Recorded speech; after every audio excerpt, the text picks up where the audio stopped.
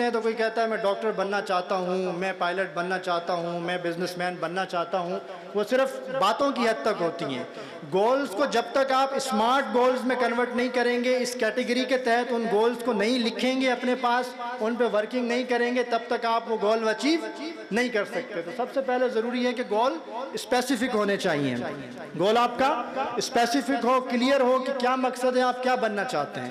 اس کے بعد وہ میجریبل بھی ہو کہ آپ کے پاس یہ سوچ سکیں کہ اس کی یہ ڈگری میں حاصل کروں گا، اتنے عرصے میں ڈگری حاصل ہو جائے گی، اور اس ڈگری کے بعد میں اگلا اسٹیپ میرا یہ ہوگا، اس کو آپ میجر بھی کر سکیں۔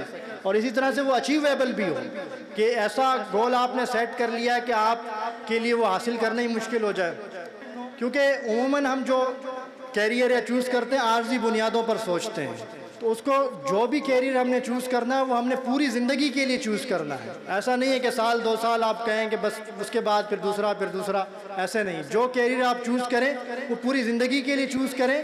چوز کرنے سے پہلے ضرور سوچ لیں، غور کریں، لیکن اس کے بعد جب چوز کر لیں تو پھر وہ سفر رکنا نہیں چاہیے۔ اسی طرح سے وہ ٹائم باؤنڈ بھی ہونا چاہیے کہ کوئی ٹائم بھی اس کا ہو کہ بھائی کوئی کہے میں یہ حاصل کر لوں گا، کب کروں گا کوئی پتہ نہیں ہے۔ اکثر لوگ کہتے ہیں نا دوست کہ میں تمہاری دعوت کروں گا، تو میں تو ایسے دوستوں کو کہتا ہوں کہ بھائی ٹائم، تاریخ، دن اور سال بھی ضرور ساتھ میں بتاؤ کہ کب یہ دعوت ہوگی، کب یہ میٹنگ ہوگی، کب ملاقات ہوگی۔ ورنہ ہم کہتے ہیں کر لیں گے تو وہ پھر کر ہی لیں گے، جو ہے وہ پھر ہوتی نہیں ہے۔ تو کوئی اسپیسیفک ٹائم ضرور ہونا چاہیے کہ اس ٹائم میں ہم نے اس کو اچیو کرنا ہے۔